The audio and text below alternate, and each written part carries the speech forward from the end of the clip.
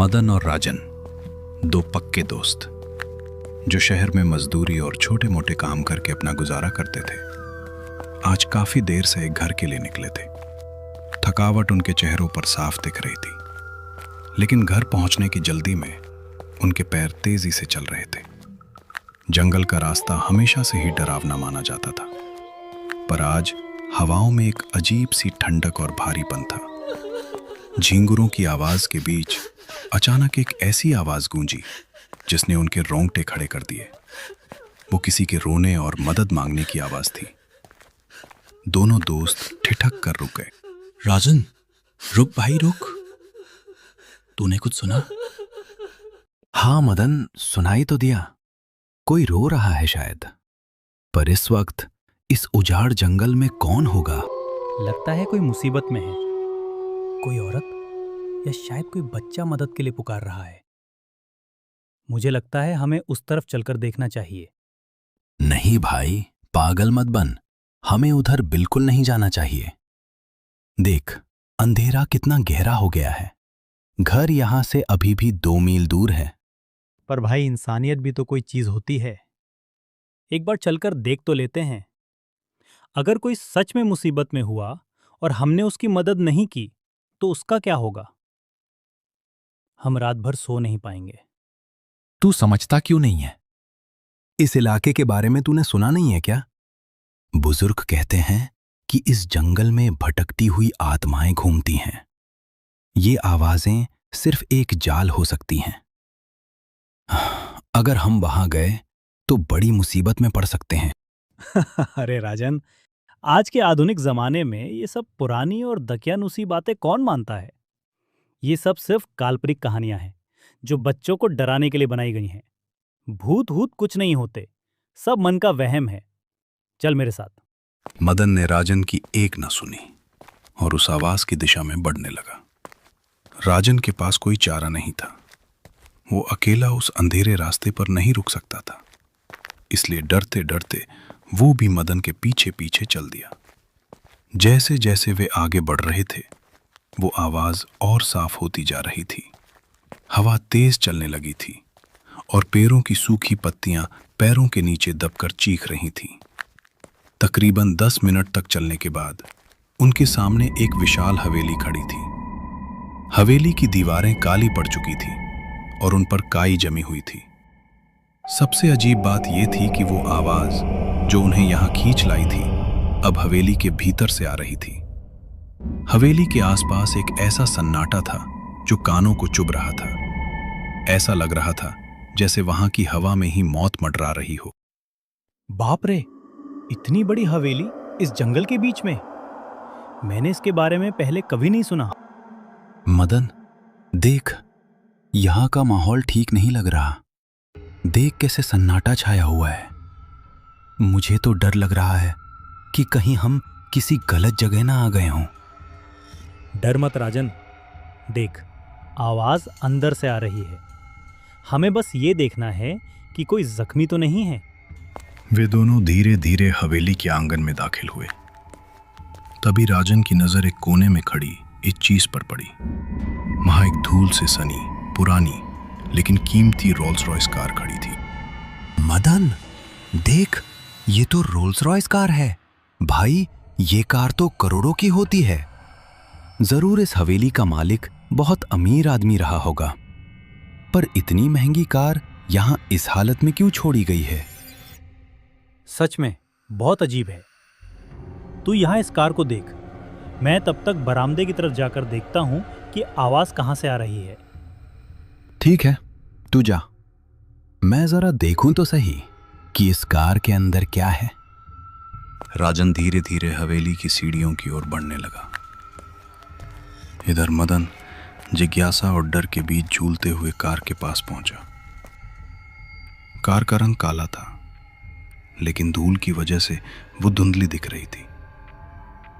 Car की पिछली seat पर एक लड़की बैठी थी। उसका चेहरा सफेद पड़ा हुआ था, आंखें पूरी तरह से काली थी।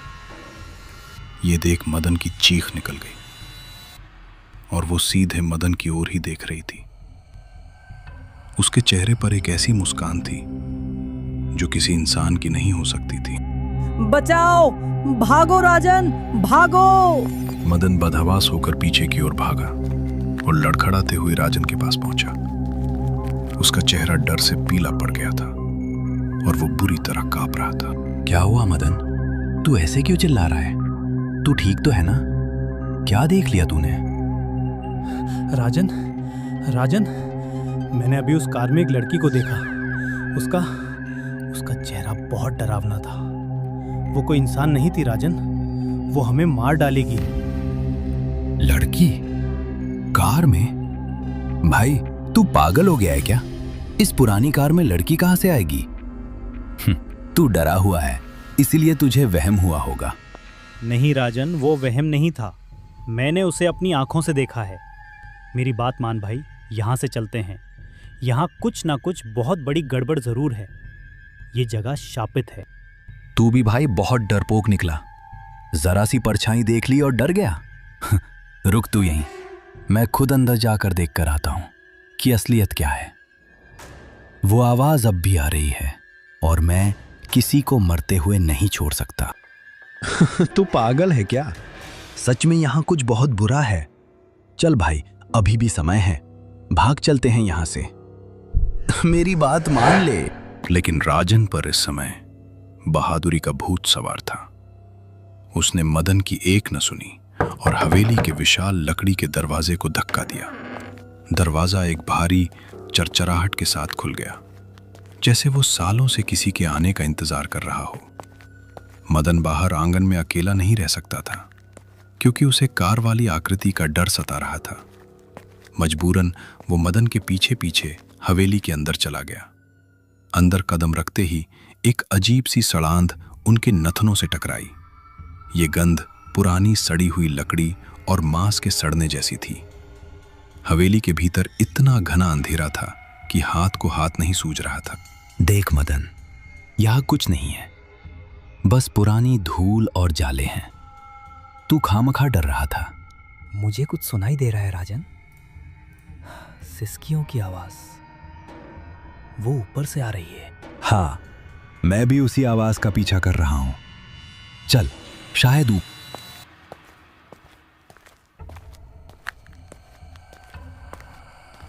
वे दोनों गलियारे के अंत में एक कमरा था, जिसका दरवाजा थोड़ा खुला हुआ था।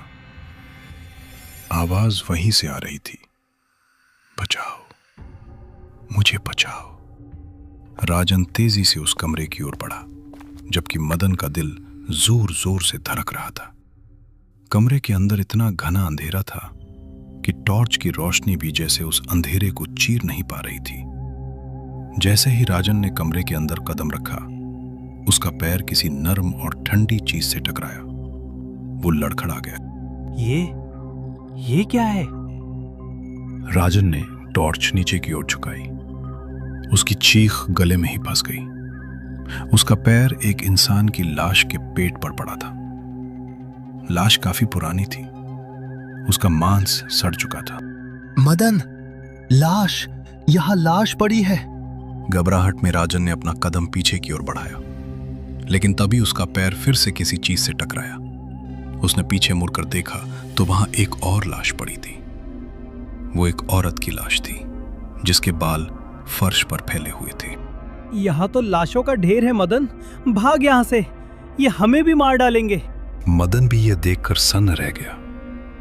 उसकी तर्क शक्ति अब उसका साथ छोड़ रही थी। जैसे ही वे पीछे मुड़ने लगे, एक और भयानक मंजर उनके सामने आया। वे दोनों लाशें, जो फर्श पर बेजान पड़ी थीं, धीरे धीरे हिलने लगी। वे लाशें रेंगते हुए, घिसटते हुए राजन की ओर बढ़ने लगी। नहीं, दूर रहो मुझसे। मदन, कुछ कर। राजन बदहवास होकर कमरे से बाहर की ओर भागा। वो गलियारे में भागते हुए हाँफ रहा था। मदन भी उसके पीछे भागा, लेकिन गलियारे में धुंध इतनी बढ़ गई थी कि उसे राजन दिखना बंद हो गया। राजन भागते भागते बरामदे के पास पहुंचा और रुक गया। उसे लगा कि वो अब सुरक्षित है। राजन दीवार से लगकर जोर जोर से सांस ले रहा था। पसीना उसके माथे से टपक रहा था। अचानक उसे महसूस हुआ कि उसके पीछे कोई खड़ा है। उसके कंधे पर एक ठंडा बर्फ जैसा हाथ महसूस हुआ। मदन, तू है क्या? जैसे ही वो पीछे मुड़ा, उसके सामने कोई मदन नहीं था। वहां वही डरावनी लड़की खड़ी थी जो उसने कार में देखी थी, लेकिन अब उसका रूप और भी विकृत हो गया था। उसका जबड़ा लटका हुआ था और उसकी आंखों की जगह सिर्फ 2 गहरे गड्ढे थे। डर के मारे राजन का दिमाग सुन्न हो गया और वो वहीं बेहोश होकर जमीन पर गिर पड़ा। मदन भागते हुए वहां पहुंचा और उसे राजन जमीन पर पड़ा मिला। मदन ने उसे उठाने की कोशिश की, तभी उसे हवेली के सन्नाटे को चीरती हुई एक भारी, गूंजती हुई और भयानक आवाज सुनाई दी। वो एक चुड़ैल की आवाज थी। कितने साल लग गए तुझे वापस आने में मदन। मैंने तेरा बहुत इंतजार किया। कौन है तू? मुझे कैसे जानती है? बाहर आ। मदन के होश उड़ गए थे। उसे लगा कि आज उनका बचना नामुमकिन है। उसे समझ आ गया कि यहां कोई साधारण खतरा नहीं है। उसने अपने बेहोश दोस्त राजन को वहीं छोड़कर और खुद किसी तरह हवेली से बाहर की ओर भागा ताकि मदद ला सके। मदन बदहवास होकर जंगल से बाहर निकला। वो गिरता पड़ता गांव की सीमा तक पहुंचा। उसे याद आया कि गांव के बाहर एक पुरानी झोपड़ी में एक सिद्ध तांत्रिक बाबा रहते हैं, जिन्हें लोग काल भैरव के उपासक मानते थे। मदन ने जोर जोर से झोपड़ी का दरवाजा पीटना शुरू किया। बाबा दरवाजा खोलिए, मेरे दोस्त की जान खतरे में है, बचाइए हमें। दरवाजा खुला और एक लंबी दाढ़ी वाले, माथे पर भस्म लगाए तांत्रिक बाबा बाहर निकले। उनकी आंखों में एक अजीब सी चमक थी। शांत हो जा बेटा, मुझे पता है तू कहां से आ रहा है। उस शापित हवेली की नकारात्मक ऊर्जा तेरे कपड़ों से महक रही है। बाबा, मेरा दोस्त राजन वहीं रह गया है, वो बेहोश है। वहां कोई रूह है, कोई चुड़ैल है जो उसे मार देगी। बाबा, आप हमारे दोस्त को बचा लीजिए, नहीं तो आज वो उसे और मुझे दोनों को मार देगी। उसने मेरा नाम भी लिया बाबा। वो हवेली बरसों से खून की प्यासी है। जो वहां एक बार जाता है वो वापस नहीं आता।